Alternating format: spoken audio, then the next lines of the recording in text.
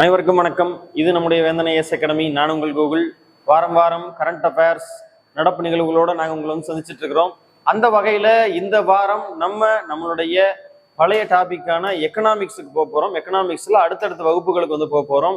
இந்த வாரம் பொதுவா பட்ஜெட் வாரம். ஓகேங்களா? டிஎன்பிசி படிக்கிறவங்க நம்மளுடைய வீட்டுல என்ன நடந்தாலும் ஏது நடந்தாலும் என்ன பட்ஜெட்ல பிரச்சனை வந்தாலும் நமக்கு அதுல கவலை இல்லை. ஏன்னா நம்மளுடைய இலக்கு டிஎன்பிசியில பாஸ் பண்ணும். அடுத்த பே கமிஷனுடைய சேலரி இன்க்ரிமெண்ட்டை நம்மளுடைய பாக்கெட்ல வைக்கணும். இதுதான் நம்மளுடைய இலக்கு. அப்ப அந்த இலக்கை அடையிறதுக்கு நம்ம ஃபோக்கஸ் பண்ண வேண்டிய பட்ஜெட் கவர்மெண்ட்டுடைய பட்ஜெட் தான். அந்த வகையில சென்ட்ரல் கவர்மெண்ட்டுடைய பட்ஜெட் ஏற்கனவே ரிலீஸ் ஆயிருச்சு. அதில் நிறைய ஆஸ்பெக்ட்ஸ் இருக்குது. அதே மாதிரி தமிழ்நாடு அரசு தங்களுக்கான இன்ட்ரீம் பட்ஜெட், இடைக்கால பட்ஜெட் ஏற்கனவே அறிவிச்சிட்டாங்க. ஆனா அந்த இடைக்கால பட்ஜெட் இன்னைக்கு அது எக்ஸ்பிரி ஆயிருக்கும், அது காலாவதி ஆயிருக்கும், அதனுடைய டென்யூர் முடிஞ்சிருக்கும். அந்த வகையில தமிழ்நாடு அரசு தன்னுடைய முதல் பட்ஜெட்டை இப்போ தாக்கல் பண்ணியிருக்கிறாங்க. புதிதாக பொறுப்பேற்றிருக்கக்கூடிய தாவேகா அரசு தன்னுடைய முதல் பட்ஜெட்டை தாக்கல் பண்ணியிருக்கிறாங்க. அந்த பட்ஜெட்டுக்குள்ள இருக்கிற எலிமெண்ட்ஸ் எல்லாம் பார்க்கணும். அதற்கு முன்பாக பட்ஜெட்டுக்குள்ள போறதுக்கு முன்னாடி நமக்கு என்னென்ன விஷயங்கள்லாம் தெரியணும் அப்படின்னா, அரசினுடைய பட்ஜெட் எதை நோக்கி இருக்கும் அப்படின்னா, நம்ம ஏற்கனவே சொல்லியிருக்கிறோம். பட்ஜெட் அப்படின்றது பணத்தினுடைய வருவாய், அரசினுடைய செலவு, அரசினுடைய கடன், இது மூணுத்தம் உள்ளடக்கு தான் நம்மளுடைய மொத்த பட்ஜெட்டும் இருக்கும். அப்ப அரசினுடைய வருவாய் ஆதாரங்கள், செலவின ஆதாரங்கள் மற்றும் அரசினுடைய கடன்கள், இது தொகுப்பான மொத்த வீடியோஸோட நாங்க இந்த கிளாஸ்ல உங்களை சந்திக்க போறோம். இதுல ஒரு பட்ஜெட் அப்படின்றது எப்படி இருக்கணும் அப்படின்றதுக்கான ஒரு பேசிக் ஐடியா வரணும். ஏன்னா எடுத்தோன்னே பட்ஜெட்டுக்குள்ள போயிட்டோம் அப்படின்னா நம்மளுடைய தமிழ்நாடு கவர்மெண்ட் கொடுத்த அந்த ஸ்கீம்ஸோ ப்ரோக்ராம்ஸோ மட்டும் தான் நமக்கு தெரியும். பட்ஜெட்னா என்ன அப்படின்ற ஒரு ஐடியா இல்லாம போயிடும். அப்ப அதை நம்ம தெளிவா தெரிஞ்சுக்கணும். பட்ஜெட் அப்படின்ற சொல் ஒரு பிரெஞ்சு சொல். ஓகேங்களா? அப்ப அந்த பட்ஜெட் அப்படின்ற சொல் நம்மளுடைய அரசியலமைப்புல இருக்கா அப்படின்னா கிடையாது. அரசியலமைப்புல கிடையாது. அரசியலமைப்புல ஆண்டு நிதிநிலை அறிக்கை அப்படின்ற வார்த்தை மட்டும்தான் இருக்குது. ஓகேங்களா? அப்ப நம்ம பட்ஜெட் அப்படின்ற சொல் பிரெஞ்சு சொல் அப்படின்றதையும் தெரிஞ்சுக்கணும். ஆனா அந்த பட்ஜெட் என்ற சொல் இந்திய அரசியலமைப்புல இல்ல. அங்க ஆண்டு நிதிநிலை அறிக்கை அப்படின்ற சொல் மட்டும்தான் இருக்குது அப்படின்றத தெரிஞ்சுக்கணும். ஓகே, ஒரு பட்ஜெட் அப்படின்றது எதையெல்லாம் உள்ளடக்கியது அப்படின்னா, அரசினுடைய வருவாய் அல்லது வரவு, அரசினுடைய செலவு மற்றும் பொது கடன், அரசினுடைய கடன், இது மூன்று டேர்மையும் உள்ளடக்கியது தான் ஒரு பட்ஜெட் அப்படின்றது. ஒரு அரசினுடைய வருவாய் அப்படின்றது எப்படி இருக்குன்னா, நம்ம மாநில பட்ஜெட் பார்க்கறதுனால இதை மட்டும் தனியா எடுத்திருக்கிறோம். மாநிலத்தினுடைய வருவாய், மத்திய அரசு கொடுக்கக்கூடிய பங்கு, மாநிலத்தினுடைய வருவாயும் வரிசார் வருவாய் அல்லது வரி அல்லாத வருவாய் அப்படின்னு சொல்லி ரெண்டா வகைப்படும். இது இல்லாம மாநிலத்திற்கு தனியா மூலதன வருவாயாக ஒரு குறிப்பிட்ட வருவாய் இருக்கும். ஓகேங்களா? இந்த வரிசார் வருவாயும் நேரடி வரி மற்றும் மறைமுக வரின்னு சொல்லி ரெண்டா பிரிக்கப்படும். இதுதான் அரசனுடைய மொத்த வருவாய் ஆதாரங்கள். ஓகே, இப்ப இந்த வருவாய் ஆதாரங்கள் குறைவா இருக்கு, இந்த வருவாய் ஆதாரங்களை ஜென்ரேட் பண்ணணும், வருவாயை அதிகம் பண்ணணும் அப்படின்றதற்காக அமைக்கப்பட்ட குழு தான் மாண்டேக் சிங் அலுவாலியா தலைமையில அமைக்கப்பட்ட ஒரு பொருளாதார நிபுணர்கள் குழு. அதை இந்த இடத்துல ஞாபகம் வச்சுக்கோங்க. அடுத்தது அரசினுடைய செலவு. ஒரு அரசினுடைய முக்கியமான செலவா என்னென்னலாம் இருக்கும்னா, அரசு வழங்கக்கூடிய புரோகிராம் சப்சிடிஸ், அரசினுடைய உதவி தொகை, அரசு ஊழியர்கள் சம்பளம், அரசு தன்னுடைய நிர்வாகத்தை நடத்துவதற்கான செலவு மற்றும் அரசினுடைய கடன். ஓகேங்களா? இந்த அரசினுடைய கடன்ன்றது அரசு தன் மீது வைத்துள்ள கடன். போன வருஷம் வாங்கின கடனுக்கு கடன் திரும்ப பணமா கொடுக்குறோமா, அந்த கடனுக்கு வட்டி கொடுக்குறோமா, அப்ப அதெல்லாம் கடன் தொடர்பான செலவு. இது இல்லாம அரசினுடைய மூலதன செலவு. ஓகேங்களா? இதெல்லாம் தான் அரசினுடைய செலவு அப்படின்ற கேட்டகரிக்குள்ள வரும். ஓகேங்களா? இப்ப இந்த வருவாய் மற்றும் செலவு இது தொடர்பான ஆர்டிகல்ஸ் நம்மளுடைய கான்ஸ்டிடியூஷன்ல இருக்கா அப்படின்னா, எஸ், ஆர்டிகல் 266 கிளாஸ் 1 அப்படின்றது இந்தியாவினுடைய கன்சாலிடேஷன் ஃபண்ட், தொகுப்பு நிதி அப்படின்னு சொல்லுவாங்க. இந்த தொகுப்பு நிதியில தான் அரசினுடைய வரி வருவாய், வரி அல்லாத வருவாய் போன்ற எல்லா வருவாயும் இந்த தொகுப்பு நிதியில தான் இருக்கும். சரிங்களா? இந்த தொகுப்பு நிதியிலிருந்து பணத்தை எடுத்து செலவு பண்ணணும் அப்படின்னா கட்டாயமா லோக்சபாவினுடைய அனுமதி தேவை. ஓகேங்களா? இந்த தொகுப்பு நிதியிலிருந்து, அதாவது 266 கிளாஸ் 1ல இருந்து பணத்தை எடுத்து செலவு பண்ணணும்னா கட்டாயமா லோக்சபாவினுடைய அனுமதி தேவை. அடுத்தது article 266 clause 2 public account fund, பொது கணக்கு நிதின்னு சொல்லுவாங்க. இதுல அரசினுடைய மூலதன வருவாய் அல்லது சிறப்பு கணக்குகள் மூலம் வரும் வருவாய். இப்போ ஒரு எக்ஸாம்பிளுக்கு, ஒரு பேங்க்ல பிக்சட் டெபாசிட்ல பணம் இருக்கு, ஒரு போஸ்ட் ஆஃபீஸ் டெபாசிட்ல பணம் இருக்கு அப்படின்னா அதெல்லாம் அரசினுடைய பப்ளிக் அக்கௌண்ட் ஃபண்ட்ல தான் இருக்கும். ஓகே, அடுத்தது ஆர்டிகல் 267 அரசு அரசனுடைய அவசர கால நிதி. இந்த அவசர கால நிதி அப்படின்றது எப்பவுமே குடியரசுத் தலைவர் மற்றும் ஆளுநர் அவர்களுடைய கட்டுப்பாட்டில், அதாவது நிர்வாக அதிகாரிகளினுடைய கட்டுப்பாட்டில் இந்த அவசர கால நிதின்றது இருக்கும். இந்த 3 ஆர்டிகளையும் ரொம்ப முக்கியமா ஞாபகம் வச்சுக்கோங்க. ஓகே, இந்த 3 ஆர்டிகல் தொடர்புடையதுதான் இந்த அரசனுடைய வருவாய் மற்றும் அரசனுடைய செலவு அப்படின்றது. அடுத்ததான் வந்து அரசனுடைய கடன். தமிழ்நாடு போன்ற பற்றாக்குறை பட்ஜெட்டை வெளியிடும் மாநிலங்கள் வந்து கடன் எப்படிதான் கால்குலேட் பண்ணுவாங்க.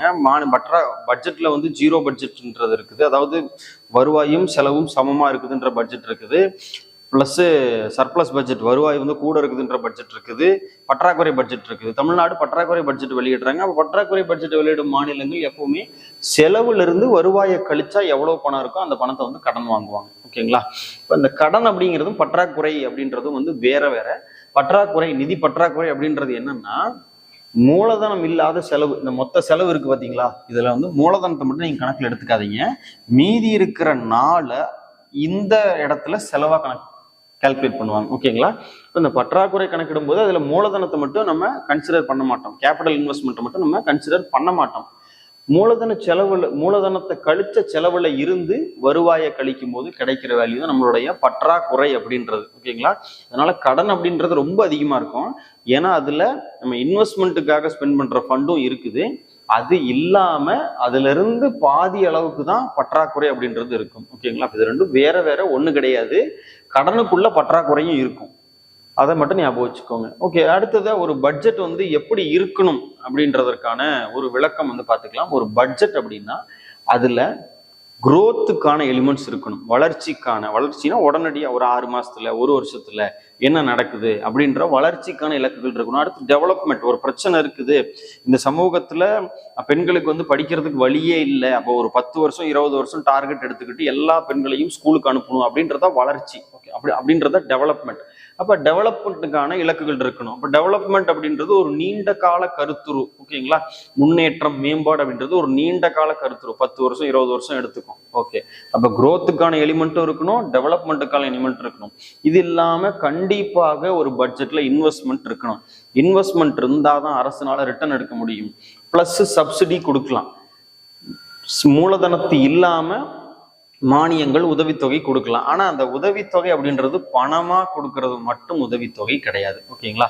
அடுத்ததா வந்து எமர்ஜென்சி ஃபண்ட் அப்படின்றது பட்ஜெட்ல இருக்கணும். திடீர்னு வந்து ஒரு செலவு வருது, ஒரு புயல் வருது, சுனாமி வருது, அது தொடர்பாக செலவு பண்ணக்கூடிய ஒரு எமர்ஜென்சிக்கான ஒரு எக்ஸ்ட்ரா ஃபண்டும் பட்ஜெட்ல இருக்கணும். இதெல்லாம் இருந்தாதான் அது ஒரு ப்ராப்பரான பட்ஜெட் அப்படிங்கிறது. பார்க்க போறது வந்து வெற்றி தமிழ்நாட்டுக்கான பட்ஜெட் 2026-27. இதுல வந்து பழைய ஸ்கீம்ஸ் என்னென்ன இருக்குது, எதாவது ஸ்கீம்ஸ் கொஞ்சம் நேம் சேஞ்ச் பண்ணியிருக்காங்க, புதிய ஸ்கீம்ஸ் ஏதாவது வந்திருக்குதா, என்னென்ன திட்டத்துக்கு எவ்வளவு ஒதுக்கி இருக்கிறாங்க, எதுக்கு முக்கியத்துவம் கொடுத்துருக்குறாங்க, எதுல அப்டேட் பண்ணியிருக்கிறாங்க அப்படின்றது எல்லாத்தையும் ஒரு தொகுப்பா ஒரே வீடியோவா சொல்ல போறோம். பட்ஜெட் அப்படின்றது மக்களுக்கு எவ்வளவு முக்கியமோ, அரசுக்கு எவ்வளவு முக்கியமோ அதை விட ஒரு படி மேல டிஎன்பிசி மாணவர்களுக்கு முக்கியம். 3 அல்லது 4 கேள்விகள் பட்ஜெட்ல இருந்து எதிர்பார்க்கலாம். ஓகேங்களா? அதுவும் அட்மின் பிளஸ் எக்கனாமிக்ஸ் சேர்ந்து 20 மார்க் இருக்கு அப்படின்னு வந்து சிலபஸ்ல கொடுத்துருக்கிறதுனால கண்டிப்பாக பட்ஜெட்ல இருந்து 3 அல்லது 4 கேள்விகள் எதிர்பார்க்கலாம். மெயின்ஸ் தொடர்பாக நம்ம வந்து ஒரு கண்டென்ட் படிக்கணும் அப்படின்னா அதை பட்ஜெட்ல இருந்து ஆரம்பிக்கிறதா சரியா இருக்கும். ஏன்னா இது வந்து புதிய அரசு பொறுப்பேற்று இருக்கிறாங்க. அவங்களுடைய லெட்டர் ஏ, அவங்க வந்து தங்களுடைய அரசை தொடங்குவதற்கான முதல் வாசகம் தான் இந்த பட்ஜெட். அப்ப இதுல இருந்து புரிஞ்சுக்கிட்டாதான் அரசை புரிந்து கொள்ள முடியும். அரசை புரிஞ்சுக்கிறது மூலமா தான் நம்மளுடைய கொஸ்டின்ஸ் வந்து எளிமையாக அணுக முடியும். ஓகேங்களா? அப்ப இந்த வீடியோ முழுசா பாருங்க. இதுல இருந்து நோட்ஸ் எடுத்துக்கோங்க. இதுல இருந்து எந்த கண்டென்ட் வேணா கேள்வியா மாறலாம். கட்டாயம் இதுல இருந்து 2 அல்லது 3 கேள்விகள் இருக்கும் அப்படின்றதுல மாற்றுக்கிறது இல்லை. ஆனா இதுல இருந்து எது வேண்டுமானாலும் கேள்வியா மாறலாம். அதனால எதையுமே மிஸ் பண்ணாதீங்க. ஃபுல் ஃபிளெஜ்டா இதுல இருந்து நோட்ஸ் எடுத்துக்கோங்க. தொடர்ச்சியா வந்து பட்ஜெட்டுக்குள்ள என்ன இருக்கு அப்படின்ற ஒவ்வொரு விஷயமா பார்ப்போம். இந்த பட்ஜெட் தொடங்கும் போது முதலில் வாசிக்கப்பட்ட ஒரு திருக்குறள். இந்த மாதிரியான திருக்குறள்கள் முக்கியத்துவம் பெற்றதா அப்படின்னா ஆமா, இதற்கு முன்பு பட்ஜெட்ல வாசிக்கப்பட்ட திருக்குறள்கள் வந்து கேட்கப்பட்டிருக்கு. அந்த வகையில இந்த பட்ஜெட் வாசிக்கும் போது பட்ஜெட்டினுடைய தலையங்கத்தில் இருந்த திருக்குறள் வந்து பிறப்புக்கும் எல்லா உயிர்க்கும் சிறப்பொவ்வா செய்தொழில் வேற்றுமையான் என்ற குறள். இந்த குறளினுடைய பொருள் வந்து பிறப்பினால் அனைவரும் சமம், செய்யும் தொழில்கள் மனிதனை வேறுபடுத்தி காட்டும் அப்படின்ற அதனுடைய பொருள். அந்த தொழில் வந்து அவர் நல்லது செய்கிறாரா அல்லது தீயது செய்கிறாரா அப்படின்றத பொறுத்து அவருடைய தரநிலை அமையும் என்ற பொருளில் அமைந்தது. இதே போன்ற ஒரு கருத்தை வந்து சாதிகள் இரண்டொழிய வேறில்லை என்ற வகையில வந்து நல்வழியில ஔவையார் அவர்கள் வந்து சொல்லியிருக்கிறாங்க. அதை சாதிகள் இரண்டொழிய வேறில்லை என்று சொல்லிய தமிழ் மகள் அப்படின்னு சொல்லி பாரதியாரும் இதே கருத்தை வழிமொழிந்திருக்கிறார். ஓகேங்களா? ஓகே, இப்ப இந்த அரசினுடைய அரசு கொள்கையாக தெரிவிக்கப்படும் செய்திகள் என்னென்னா, அரசு பெண்கள் பாதுகாப்பு, சமூக வளர்ச்சி, சமூக நீதி, சமத்துவம், வறுமை ஒழிப்பு, போதைப் பொருள் இல்லா தமிழ்நாடு மற்றும் ஊழலற்ற வெளிப்படையான அரசு ஆகிய கோட்பாடுகளை கொண்டது. ஓகேங்களா? இப்போ நம்ம இதற்கு முன்பு வந்த கேள்வித்தாள்லயே பார்த்திருக்கிறோம், திராவிட மாடல் என்ற சொல்லே நேரடியாக இடம்பெற்று இருக்குது. ஓகேங்களா? அதே போல தற்போது இருக்கிற மாடல் வெற்றி தமிழகம் அப்படின்றதான் அந்த மாடலினுடைய பெயர். அந்த வெற்றி தமிழகம் அப்படின்ற மாடலுக்கு பின்னாடி என்னென்ன தத்துவங்கள்லாம் அடங்கி இருக்கு அப்படின்னா இந்த தத்துவங்கள் தான்: சமூக வளர்ச்சி, சமூக நீதி, சமத்துவம், பெண்கள் பாதுகாப்பு, வறுமை ஒழிப்பு, போதைப் பொருள் இல்லா தமிழ்நாடு, ஊழலற்ற வெளிப்படையான அரசு. மொத்தம் இந்த 7 கோட்பாடுகளை உள்ளடக்கி தான் இந்த வெற்றி தமிழ்நாடு அப்படின்ற அரசு இயங்குது. அடுத்ததா இந்த பட்ஜெட் எதை நோக்கி போகுது அப்படின்றத முதல்ல பார்க்கலாம். இந்த பட்ஜெட் 2036ல 1.5 ட்ரில்லியன் பொருளாதாரம் அப்படின்றத நோக்கி போகுது. இயர் ஞாபகம் வச்சுக்கோங்க, 2036 இலக்கு 1.5 ட்ரில்லியன் எக்கனாமி அப்படின்றது தான் இந்த பட்ஜெட்னுடைய இலக்கு. இந்த பட்ஜெட்டை பொறுத்த வரைக்கும் இந்த பட்ஜெட் ஒரு தொடர்ச்சியான ஒரு பட்ஜெட் கிடையாது. இந்த பட்ஜெட் காலநிலைகளாக பிரித்து வழங்கக்கூடிய பட்ஜெட். அதாவது 2 ஆண்டுக்கு, 3 ஆண்டுக்கு, 5 ஆண்டுக்கு அப்படின்ற ஒரு ஒவ்வொரு காலகட்டங்களுக்கும் ஒவ்வொரு விதமான இலக்குகளை கொண்டது. இது மாதிரியான ஒரு பட்ஜெட் கட்டமைப்பு இதுவரைக்கும் வெளியிடப்பட்டது கிடையாது. பட்ஜெட்லேயே இந்த பட்ஜெட்டினுடைய அடுத்த இலக்கு எப்படி இருக்கும், அது 2 ஆண்டுக்கானது. அப்ப 2 ஆண்டு முடிந்து வர்ற பட்ஜெட் 3 ஆண்டுக்கானது, 3 ஆண்டு முடிந்து வர்ற பட்ஜெட் 5 ஆண்டுக்கானது அப்படின்னு சொல்லி நம்ம பட்ஜெட்லேயே அவர்களுடைய இலக்கை அவர்கள் பிரிச்சிருக்கிறாங்க. நம்ம 5 ஆண்டு திட்டங்கள்ல இது போன்ற ஒரு செயல் திட்டத்தை நம்ம பார்த்திருப்போம். 5 ஆண்டு திட்டங்கள்ல அடுத்த 5 ஆண்டு, அடுத்த 5 ஆண்டு அப்படின்னு சொல்லி பிரிச்சிருப்பாங்க. அதே போல இந்த பட்ஜெட்டும் 2 ஆண்டுக்கு, 3 ஆண்டுக்கு, 5 ஆண்டுக்குன்னு 3ஆக பிரிக்கப்பட்டது. ஓகேங்களா? இப்ப இந்த பட்ஜெட்னுடைய மொத்த மதிப்பு என்னன்னா, இந்த பட்ஜெட் 3,50,027 கோடி. இந்த பட்ஜெட்னுடைய மொத்த மதிப்பு நம்ம ஏற்கனவே முதல் கிளாஸ்லயே இதை நம்ம தெளிவா பார்த்திருப்போம். இப்ப வெளியிடப்படுவது எல்லாமே ஒரு எஸ்டிமேட். அதாவது இவ்வளவு வருமானம் வரும், இவ்வளவு செலவு நடக்கும்ன்ற ஒரு எஸ்டிமேட், அவ்வளவுதான். அதன்படி இந்த பட்ஜெட்னுடைய மதிப்பீடு, இந்த பட்ஜெட் 3,50,027 கோடி ரூபாயாக மதிப்பிடப்பட்டிருக்குது, அவ்வளவுதான். இந்த 3,50,000 கோடியில 72.73%, 72.73% மாநில அரசினுடைய வருவாயாகவும், 27.27% மத்திய அரசிலிருந்து கிடைக்கும் வருவாயாகவும் மதிப்பிடப்பட்டிருக்குது. மாநில அரசினுடைய வரி வருவாய் எப்படி இருக்கும் அப்படின்னா, மாநில அரசினுடைய முக்கியமான வரி வருவாய் ஆதாரங்கள் நேரடி வரி, மறைமுக வரின்னு 2 வகையா பிரிக்கப்படும். நேரடி வரி அப்படின்னா நம்மளுடைய இன்கம் டாக்ஸ், ஸ்டாம்ப் டியூட்டி போன்றவை. மறைமுக வருவாய் அப்படின்னா நம்மளுடைய ஜிஎஸ்டி முதலானவை. ஓகேங்களா? இது இல்லாம வரி அல்லாத வருவாய் இருக்குது. வரி அல்லாத வருவாய் அப்படின்னா கவர்மெண்ட் விதிக்கிற ஒரு கட்டணம் அல்லது கவர்மெண்ட் விதிக்கிற ஒரு ஃபைன், இதெல்லாம் மூலம் கிடைக்கக்கூடியது வரி அல்லாத வருவாய். ஓகேங்களா? இப்ப இந்த வரி வருவாயும் வரி அல்லாத வருவாயும் அரசினுடைய நிலையான வருவாய். ஒவ்வொரு வருஷமும் டாக்ஸ் ரெவன்யூ வரும், நான் டாக்ஸ் ரெவன்யூ வரும், 2மே வரும்.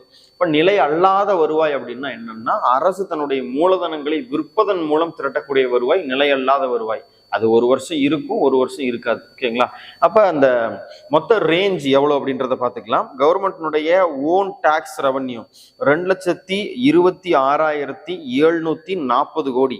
அரசினுடைய ஸ்டேட் ஓன் நான் டாக்ஸ் ரெவன்யூ 27,835 கோடி. இது 2ம் தமிழ்நாட்டினுடைய ஓன் ஜெனரேஷன். அடுத்தது மத்திய அரசு கொடுக்கக்கூடிய டாக்ஸ் ஷேர் 62,531 கோடி. இது இல்லாம மத்திய அரசு கொடுக்கக்கூடிய திட்டங்களுக்கான நிதி மானியம் 32,921 கோடி. ஓகேங்களா? இதுதான் அரசினுடைய மொத்த வருவாயினுடைய ஸ்பிளிட் அப். அடுத்தது அரசினுடைய மொத்த வரி வருவாயில ஓன் டாக்ஸ் ரெவன்யூ தான் அதிகமா இருக்குது அப்படின்றத பார்த்தோம். அந்த ஓன் டாக்ஸ் ரெவன்யூ எப்படி இருக்குது அப்படின்றத அடுத்து பார்க்கலாம். அடுத்ததாக மாநில அரசினுடைய டாக்ஸ் ரெவன்யூ, ஓன் டாக்ஸ் ரெவன்யூனுடைய ரேஞ்ச் ஃபர்ஸ்ட் என்ன, செகண்ட் என்ன, தேர்ட் என்ன, லாஸ்ட் என்ன அப்படின்ற லைனா பார்த்துக்கலாம். ஏற்கனவே கேள்வியா வந்திருக்குது. மத்திய அரசினுடைய சொந்த வரி வருவாயை வந்து வருவாயினுடைய அளவீட்டின் அடிப்படையில ஏறுவரிசைப்படுத்துக, இறங்கு வரிசைப்படுத்துக என்ற கேள்வி 2022 கேட்கப்பட்டிருக்குது. ஓகேங்களா?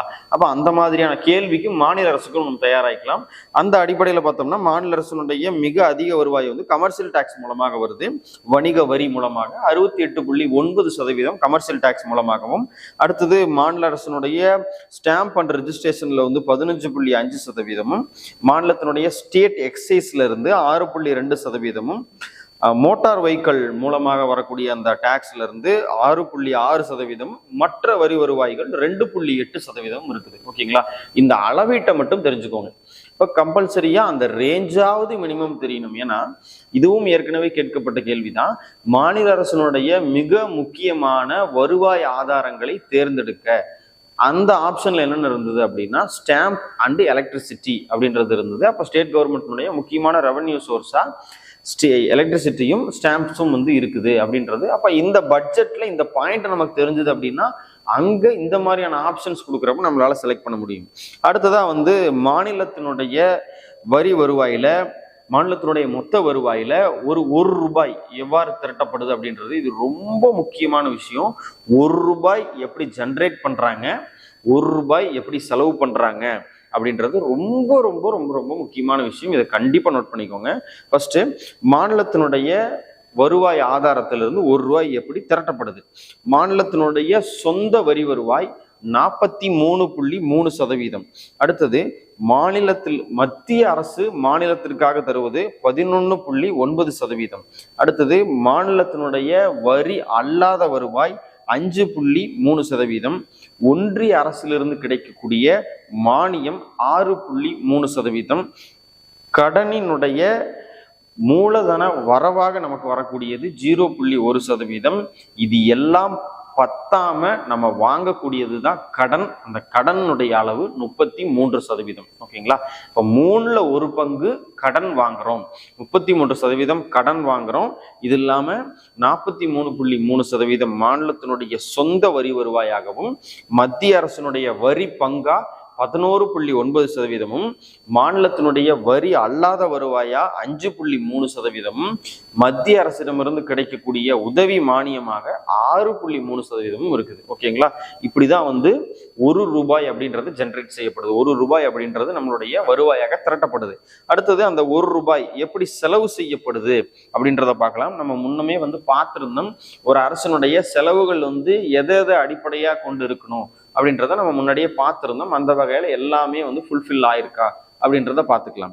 ஃபர்ஸ்ட், அரசினுடைய முக்கியமான செலவு உதவித்தொகை மற்றும் மானியங்கள். ஓகேங்களா? நம்மளுடைய அந்த மகளிர் உரிமை தொகை திட்டமாகட்டும், அல்லது அரசு வழங்கக்கூடிய மாதாந்திர மாணவர்களுக்கு வழங்கக்கூடிய அந்த ஊக்கத்தொகை திட்டமாகட்டும், அனைத்து திட்டங்களும் இந்த உதவித்தொகை மற்றும் மானியம் என்ற கணக்கில் இருந்துதான் எடுக்கப்படும். அந்த வகையில 33.2% அளவான தொகை வந்து உதவித்தொகை மற்றும் மானியத்திற்காக செலவிடப்படுது. அடுத்ததா வந்து அரசு ஊழியர்களுடைய சம்பளங்கள், ஸ்டேட் கவர்மெண்ட்ல வேலை செய்யக்கூடிய அரசு ஊழியர்களுடைய சம்பளங்கள் 17.3%. ஓகேங்களா? நம்மளுடைய சம்பளம் தான், அதுதான் வந்து 17.3% வந்து அதுக்காகவே செலவு பண்றாங்க.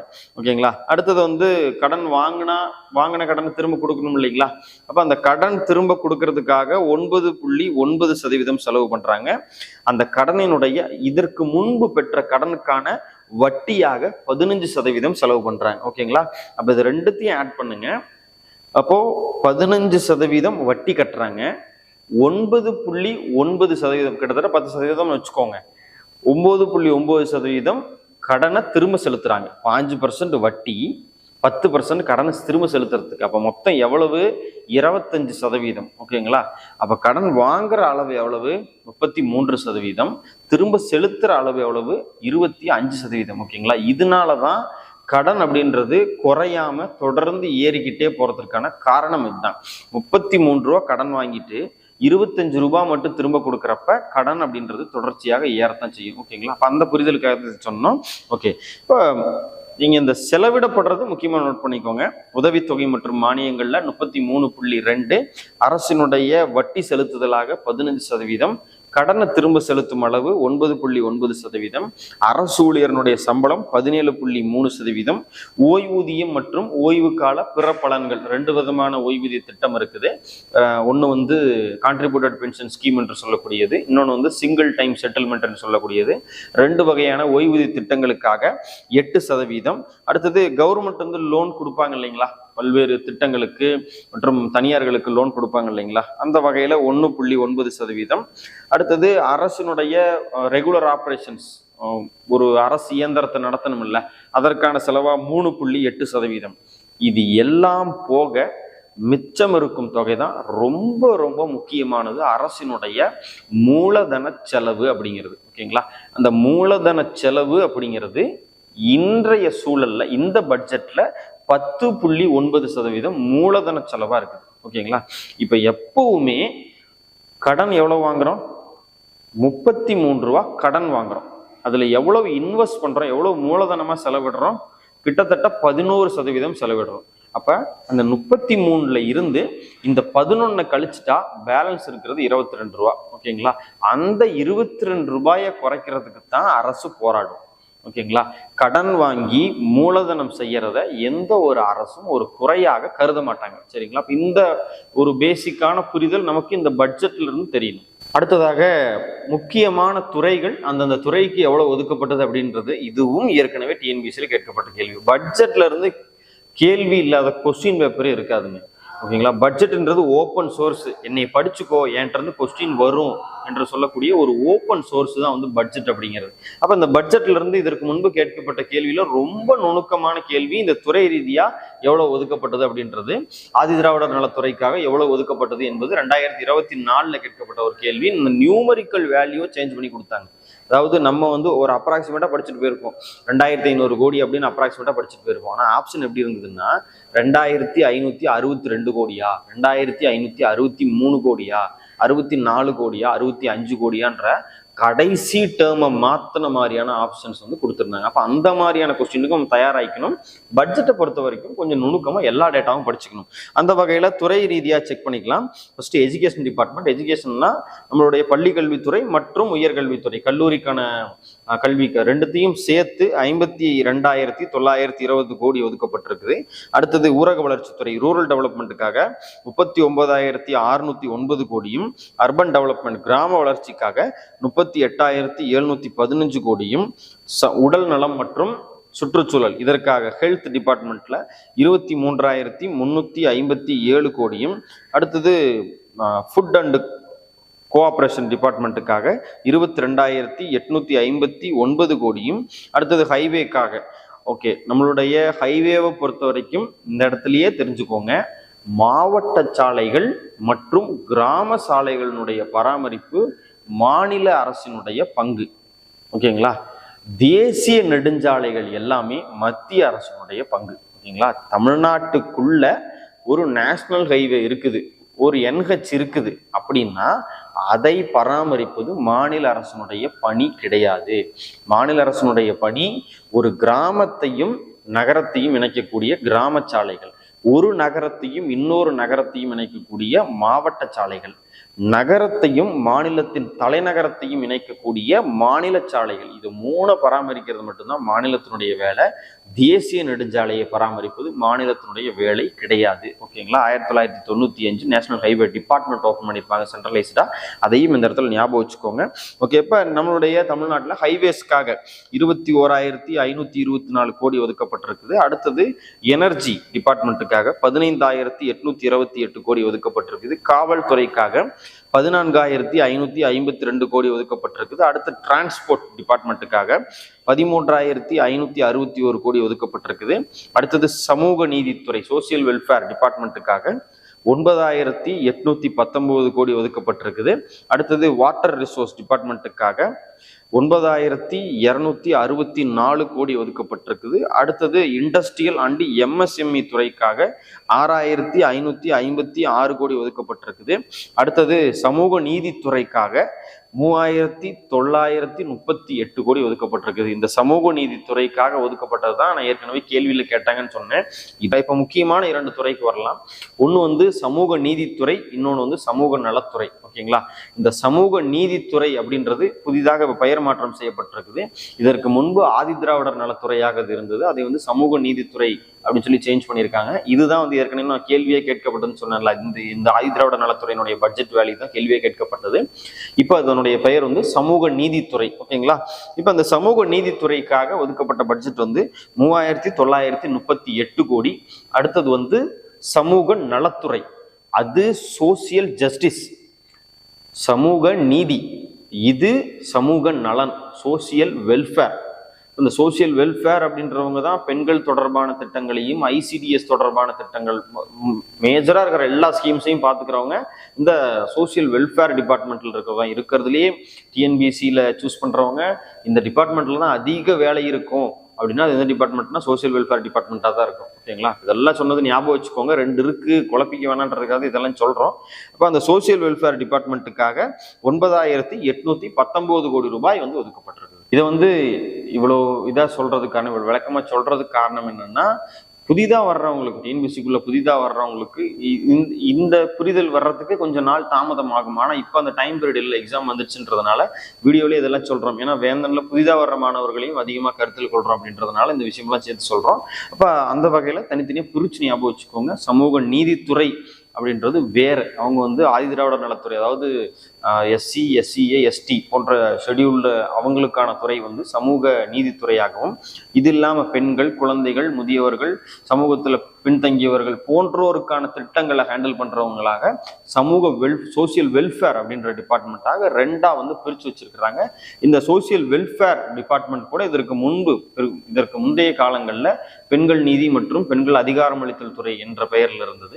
ஓகேங்களா. அப்ப இதெல்லாம் பிரிச்சு ஞாபகம் வச்சுக்கிறது நல்லது. அடுத்ததான் வந்து ஒரு சின்ன கம்பேரிசன் ஒன்று பார்த்துடலாம். 2024-25, அடுத்தது 26-27 இந்த 2 பட்ஜெட்டையும். ஏங்க சார் நடுவில் 2 பட்ஜெட்டை மொத்தமா விட்டுட்டீங்க அப்படின்னா, ஒன்று வந்து இன்ட்ரீம் பட்ஜெட்டு 2026 தொடக்கத்தில் கொடுக்கப்பட்டது இடைக்கால பட்ஜெட். அந்த பட்ஜெட் வந்து கணக்கில் எடுத்துக்கொள்ள வேண்டாம், ஏன்னா அது மொத்தமாகவே எஸ்டிமேட் தான். அதில் இருக்கிற எல்லா செய்திகளும் நடைமுறைக்கு வந்திருக்கு, முழுசா நடந்திருக்குமா அப்படின்னு சொல்லி தெரியாது, அதனால அதை விட்டுட்டோம். அடுத்தது 2025-26, அது 2026 ஏப்ரல் மாதம் முடிஞ்சு இன்னும் கொஞ்ச நாள் ஆகணும். 2026 இப்போதான், இந்த ஏப்ரல் இப்போதான் முடிஞ்சிருக்கு, இன்னும் கொஞ்ச நாள் ஆகணும். அப்போதான் அதனுடைய முழுமையான ஒரு வேல்யூ தெரியும். ஓகேங்களா. அதனால நம்ம எந்த வேல்யூ எடுத்துக்கிறோம்னா 2024-25 அந்த பட்ஜெட்டை தான் அக்கௌண்ட் பட்ஜெட்னு சொல்லுவாங்க. ஓகேங்களா. ஏன்னா அதனுடைய வேல்யூ தான் முழுமையா நமக்கு தெரியும். ₹1 கூட செலவாயிருக்குதா, ₹1 குறைவா செலவாயிருக்குதான்றது அதை கம்பேர் பண்றப்பதான் நமக்கு முழுசா தெரியும். அந்த வகையில அரசினுடைய மொத்த வருவாய் வரவுகளாக 2024-25 எவ்வளவு இருந்ததுன்னா 2,80,000 கோடி இருந்தது. ஆனா இப்போ இந்த பட்ஜெட் எஸ்டிமேட்ல 3,50,000 கோடி வரவு இருக்கும்னு சொல்லி எஸ்டிமேட் செய்யப்பட்டிருக்குது. அடுத்ததாக இதற்கு முன்பு இருந்த பட்ஜெட்ல 2024-25 பட்ஜெட்ல அரசனுடைய செலவு வந்து 3,28,000 கோடி அரசனுடைய செலவா இருந்திருக்குது. இந்த வருடம் 4 லட்சத்துக்கு மேல செலவு இருக்கும் அப்படின்னு சொல்லி எஸ்டிமேட் செய்யப்பட்டிருக்கு. ஓகேங்களா. இப்ப இந்த வருவாயையும் இந்த செலவையும் கழிக்கிறப்பதான் நமக்கு வருவாய் பற்றாக்குறை அப்படின்றது கிடைக்கும். ஓகேங்களா. அதாவது இந்த 4 லட்சம் கோடி பட்ஜெட்ல இருந்து 3,50,000 கோடி அந்த அமௌண்ட்டை கழிக்கிறப்பதான் நமக்கு பட்ஜெட்ல எவ்வளவு பற்றாக்குறை இருக்குது அப்படின்றது தெரியும். அதுதான் வந்து நம்ம ரெவன்யூ டிஃபிஷியன்ட்னு சொல்லுவோம். ஓகேங்களா. இப்ப இந்த வருவாய் பற்றாக்குறையில மூலதனத்திற்காக செய்யப்படும் செலவுகளை சேர்க்க மாட்டாங்க. ஓகேங்களா. இந்த வருவாய் பற்றாக்குறையில மூலதனத்திற்காக செலவு செய்யக்கூடிய அமௌண்ட்டை வந்து சேர்க்க மாட்டாங்க, எப்பவுமே சேர்க்க மாட்டாங்க. ஓகேங்களா. அப்போ அந்த வருவாய் பற்றாக்குறை பிளஸ் மூலதனத்திற்காக ஆகும் செலவு, அந்த 2 தான் ஆட் ஆகி கடனா மாறும். ஓகேங்களா. அப்போ இந்த பட்ஜெட் எஸ்டிமேட்டினுடைய வருவாய் பற்றாக்குறை வந்து 55,775 கோடி. இப்ப இந்த பட்ஜெட்டினுடைய மூலதன செலவு வந்து கிட்டத்தட்ட 57,000 கோடி. அப்ப இது 2ம் சேர்ந்தா கிட்டத்தட்ட ஒரு 1,13,000 1,15,000 கோடி வரைக்கும் வரும். இந்த தொகை தான் அரசு இந்த வருஷம் கடன் வாங்குறதுக்காக எஸ்டிமேட் செஞ்சிருக்கிற தொகை அப்படின்னு நம்ம எடுத்துக்கலாம். அடுத்ததாக வந்து அரசனுடைய மூலதனம் எவ்வளவு அதிகரிச்சிருக்கு நம்ம எக்கனாமிக்ஸ் படிக்கிறவங்க நம்ம இதை வந்து தெளிவாக புரிஞ்சுக்கணும். நானே நிறைய தடவை சொல்லிட்டேன். கடன் வாங்கி காய்கறி வாங்கி சமைச்சு சாப்பிட்றது முட்டாள்தனம். கடன் வாங்கி ஒரு சேர் வாங்குறதோ, ஒரு வீடு வாங்குறதோ, ஒரு கோல்டு காயின் வாங்குறதோ தான் புத்திசாலித்தனம். அந்த வகையில வாங்குற கடன்ல எவ்வளவு கேபிட்டல் எக்ஸ்பெண்டிச்சருக்கு போகுது அப்படின்றத ரொம்ப ரொம்ப முக்கியம். அந்த வகையில 2024 கேபிட்டல் எக்ஸ்பெண்டிச்சர் கிட்டத்தட்ட 47,000 கோடியா இருந்தது. இந்த வருஷம் கேபிட்டல் எக்ஸ்பெண்டிச்சர் கிட்டத்தட்ட 57,000 கோடியா இருக்குது. அடுத்ததாக வந்து அரசனுடைய பிஸ்கல் டெஃபிஷியன்ட் அளவு, நம்ம எப்பவுமே இந்த பிஸ்கல் டெஃபிஷியன்ட் அளவை வந்து ஜிஎஸ்டிபியினுடைய அடிப்படையில் சொல்லுவோம். அந்த வருஷத்தினுடைய ஜிஎஸ்டிபியினுடைய அடிப்படையில் சொல்லுவோம். ஒரு எடுத்துக்காட்டுக்காக சென்ற வருடம் வந்து 3,50,000 கோடி அரசனுடைய மொத்த செலவு தொகை அப்படின்னா அதை வந்து நம்ம கணக்கில் எடுத்துக்க மாட்டோம். நம்ம எதை கணக்கில் எடுத்துக்கோம்னா தமிழ்நாட்டினுடைய ஜிஎஸ்டிபியினுடைய அளவு எவ்வளோன்னு எடுப்போம். ஒரு எடுத்துக்காட்டுக்கு ஜிஎஸ்டிபியினுடைய அளவு வந்து 1,00,000 கோடி அப்படின்னு வச்சுக்கோங்க. அப்போ கடன் வந்து 10,000 கோடி வாங்குறாங்க அப்படின்னா 1,00,000 கோடி ஜிஎஸ்டிபி ஆகுது, 10,000 கோடி கடன் ஆகுது. ஓகேங்களா? அப்போ அந்த 1,00,000த்துல 10,000 அப்படின்றது 10%. அப்போ ஜிஎஸ்டிபியை வச்சுதான் கடனினுடைய அளவை நம்ம சொல்லுவோம். சரிங்களா? அதன்படி 2024-25 ஜிஎஸ்டிபியினுடைய சதவீதம், சரி, கடனுடைய சதவீதம் வந்து மொத்தமா வந்து 3.25 அந்த அளவுக்கு தான் நம்மள்கிட்ட பற்றாக்குறையும் கடனும் இருந்தது. இந்த வருடம் வந்து அது 3க்குள்ள இருக்கும் அப்படின்னு சொல்லி திட்டமிட்டு இருக்கிறாங்க. இந்த 3 அப்படின்ற நம்பர் ஏன் வந்தது? எஃப்ஆர்பிஎம் சட்டம் 2003 அப்படின்னா என்ன, அந்த சட்டம் என்ன சொல்லுது அப்படின்றதெல்லாம் நம்ம முந்தைய கிளாஸ்ல பார்த்துருக்கிறோம். ரிவிஷன் பண்ணிக்கோங்க. எஃப்ஆர்பிஎம் சட்டம் 2003 அதன்படி தான் ஒவ்வொரு மாநிலங்களும் வருவாய் பற்றாக்குறையினுடைய அளவை எவ்வளோ வச்சிருக்கணும், கடன் எவ்வளோ வாங்கணும் அப்படின்றதெல்லாம் அந்த ஆக்ட் மூலமா தான் நம்ம எடுத்துக்கணும். ஓகேங்களா? அந்த வகையில 3%க்குள்ள கொண்டு வந்துருவோம் அப்படின்னு சொல்லி இந்த பட்ஜெட்ல சொல்லியிருக்கிறாங்க. அடுத்தது வந்து அரசினுடைய மொத்தமான GSDP gross state domestic product எவ்வளவாக இருக்கும்னு எஸ்டிமேட் செய்யப்பட்டிருக்குன்னா 40,67,312 கோடியாக இருக்கும் அப்படின்னு எஸ்டிமேட் செய்யப்பட்டிருக்குது. ஓகேங்களா? இந்த ஜிஎஸ்டிபி அளவுல இருந்து தான் கடனையும் பிஸ்கல் டெஃபிஷியன்ட்டையும் நம்ம கால்குலேட் பண்ணணும்.